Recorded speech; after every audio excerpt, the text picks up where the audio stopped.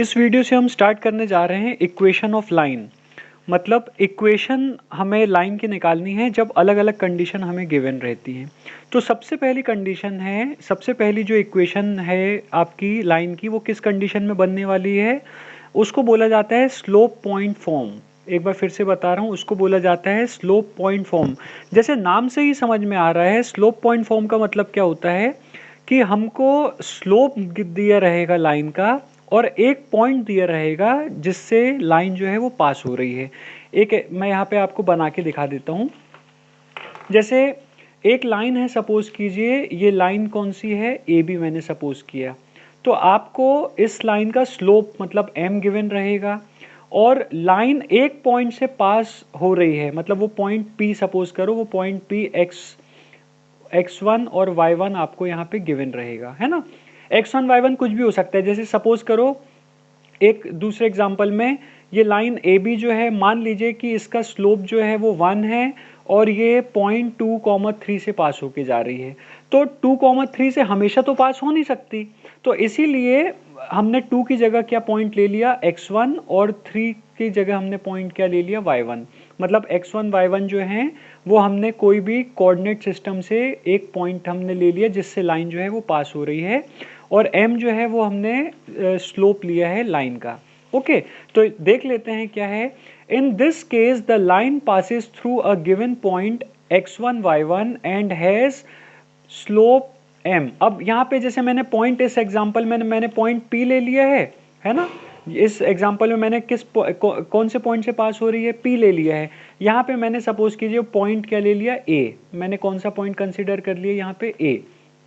तो इस केस में क्या होता है कि लाइन जो है वो एक पॉइंट से पास होके जाती है, पॉइंट ए जिसके कोऑर्डिनेट हमने क्या ले लिए, x1 y1, और उसका स्लोप दिया रहता है m। तो हमको गिवन क्या रहता है, एक पॉइंट दिया रहता है, हमने उसको a मान लिया है। तो पॉइंट a हमें गिवन रहेगा और उसके कोऑर्डिनेट क्या है, x1 y1, और वो जो लाइन है वहां से पास हो रही है और साथ ही साथ में उसका स्लोप गिवन रहेगा। तो एक बार फिर बता दूं, स्लोप पॉइंट फॉर्म में लाइन जो है वो एक पॉइंट से पास होती है और उसका स्लोप आपको m गिवन रहता है। मान लेते हैं कि वो लाइन क्या है हमारी l। अब देखिए हमको ये चीज ध्यान में रखनी है, जब भी हम इक्वेशन बनाते हैं, जब जैसे 10th क्लास में हमने क्वाड्रेटिक इक्वेशन देखी है ना, ax² + bx + c = 0, इसको क्या बोलते हैं, क्वाड्रेटिक इक्वेशन। ये हमने 10th क्लास में हम इसको पढ़ चुके हैं, जिसको हम हिंदी में द्विघात समीकरण भी बोलते हैं। तो इस कंडीशन में आप देख सकते हो हमारी इक्वेशन तभी बनती है जब कोई ना कोई वेरिएबल वहां पे प्रेजेंट हो। अगर वेरिएबल ही प्रेजेंट नहीं होगा, मतलब जैसे यहाँ पे x क्या है, एक वेरिएबल है, तो अगर वेरिएबल ही प्रेजेंट नहीं होगा तो इक्वेशन कैसे बनेगी, है ना। तो यहाँ पे हम क्या करते हैं, जब हमें ये, अब ये मान लीजिए लाइन कौन सी है, l, जिसकी हमें इक्वेशन निकालनी है, और ये किस पॉइंट से पास हो रही है, x1 y1 से पास हो रही है, और उस पॉइंट को हमने क्या नेमिंग कर दिया था, पॉइंट a। ओके, और इस लाइन का स्लोप हमको क्या हमने कंसिडर कर लिया था, स्लोप का मतलब इस लाइन का स्लोप क्या ले लिया था, m। अब इक्वेशन बनाने के लिए हम एक और पॉइंट ले लेते हैं, सपोज करिए P, जिसके कोऑर्डिनेट हम लेते हैं x और y। ओके, अब देखिए ये किस पॉइंट से पास हो रही है, x1 y1। अब x1 और y1 जो है वो न्यूमेरिकल वैल्यूज रहती हैं, जैसे हो सकता है ये 0.23 हो, -1 2 हो, 7 4 हो, कोई भी ऐसा नंबर हो सकता है। लेकिन यहाँ पे हमें इक्वेशन बनाने के लिए एक ऐसा पॉइंट लेना पड़ेगा जिसके कोऑर्डिनेट x और y हो, क्योंकि इक्वेशन जो है वो हमेशा वेरिएबल में बनती है और x1 और y1 वेरिएबल नहीं है। वेरिएबल कौन से हैं, x और y वेरिएबल हैं। हम चाहते तो यहाँ पे x2 y2 ले सकते थे, लेकिन हमने x2 y2 क्यों नहीं लिया, क्योंकि x2 y2 भी क्या हो जाएंगे, पॉइंट्स हो जाएंगे जो कि नंबर फॉर्म में होंगे, है ना, जैसे 1 7 कुछ भी हो सकता है वो। तो इसीलिए हम x2 y2 ना लेके यहाँ पे क्या लेंगे, x और y। Is that clear? I repeat, एक बार फिर से बता रहा हूँ, मैं एक और यहाँ पे पॉइंट P इसलिए लूंगा x, y, क्योंकि मुझे इक्वेशन बनानी है लाइन की, और इक्वेशन में हमेशा वेरिएबल प्रेजेंट रहते हैं। जैसे आप देख रहे हो यहाँ पे कौन सा वेरिएबल है, x।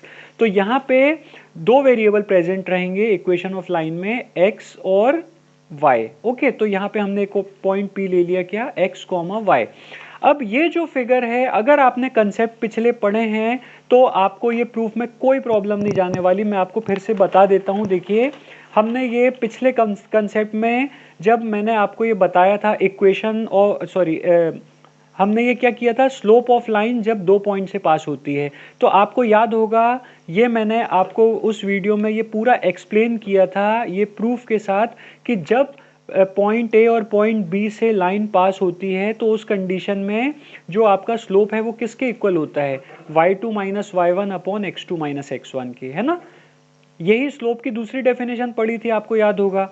तो हमने ये देखा था, इससे हमने डिराइव किया था कि स्लोप जो होता है वो किसके इक्वल होता है, y2 minus y1 upon x2 minus x1 के।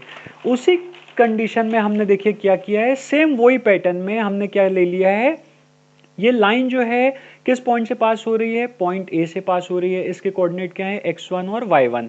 और एक और हमने एक अदर पॉइंट ले लिया p, जैसे मैंने आपको ये अभी बताया, हमने एक और दूसरा पॉइंट ले लिया p जिसके कोऑर्डिनेट क्या है, x और y। Is that clear.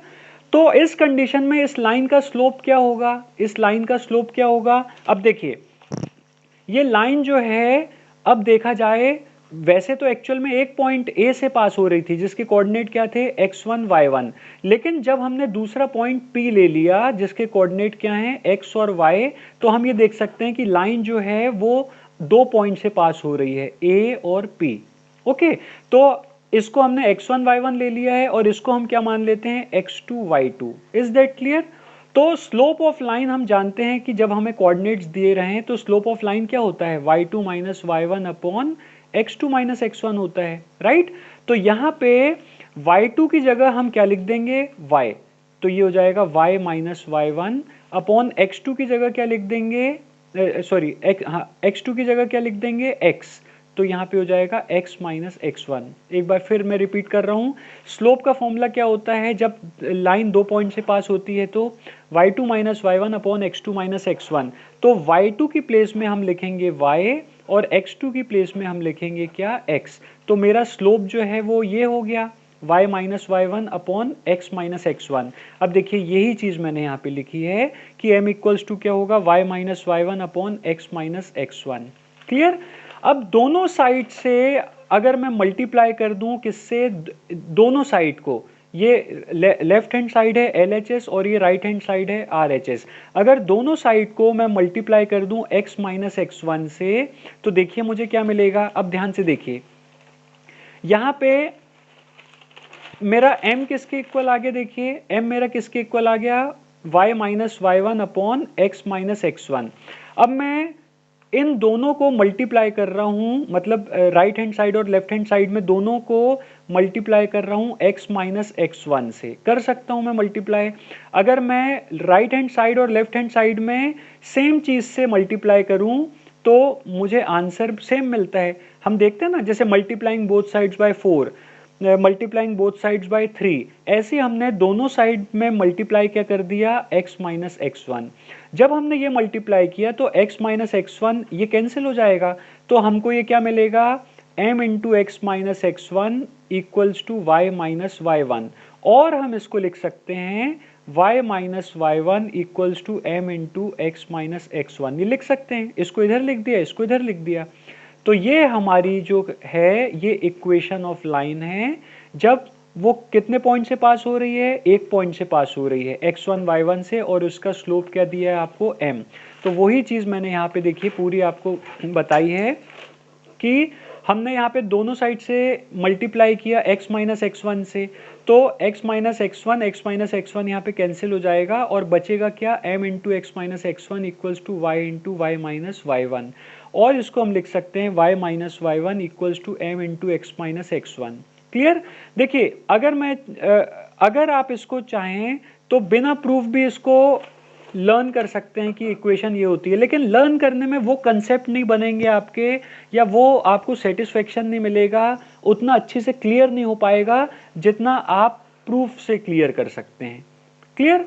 तो जब लाइन एक पॉइंट से पास हो रही है x1 y1 से, और उसका स्लोप अगर आपको m दिया है तो लाइन की इक्वेशन क्या निकल के आती है, y minus y one equals to m into x minus x1। Is that clear? एक बार फिर रिपीट कर रहा हूं, यहाँ पे ये जो दो पॉइंट, ये जो दूसरा पॉइंट हमने लिया है वो सिर्फ और सिर्फ इसलिए लिया है ताकि लाइन की इक्वेशन बन सके, क्योंकि हमें x और y इंट्रोड्यूस कराना पड़ेगा। इक्वेशन बनाने के लिए, मैथमेटिक्स में इक्वेशन बनाने के लिए हमें वेरिएबल का एग्जिस्ट कराना या मतलब वेरिएबल को रखना बहुत ज़रूरी रहता है, इसीलिए हमने इस पॉइंट P जिसके कोऑर्डिनेट x और y हैं वो हमने यहाँ पे कंसिडर किए। ओके, तो इस वीडियो में हमने देखा लाइन का स्लोप पॉइंट फॉर्म क्या होता है और वो किसके इक्वल होता है, y minus y one equals to m into x minus x1, जहाँ पे लाइन जो है वो पॉइंट x1 y1 मतलब कोऑर्डिनेट x1 y1 से पास हो रही है, पॉइंट ए के कोऑर्डिनेट जो हैं x1 y1 उससे पास हो रही है और लाइन का स्लोप m आपको गिवन है। तो आई होप कि आपको स्लोप पॉइंट फॉर्म क्लियर हो गया होगा। नेक्स्ट वीडियो में हम बात करेंगे हमारे एक स्पेशल केस की, जो स्लोप पॉइंट फॉर्म का एक स्पेशल केस है, उसके बारे में हम नेक्स्ट वीडियो में बात करेंगे। Thank you.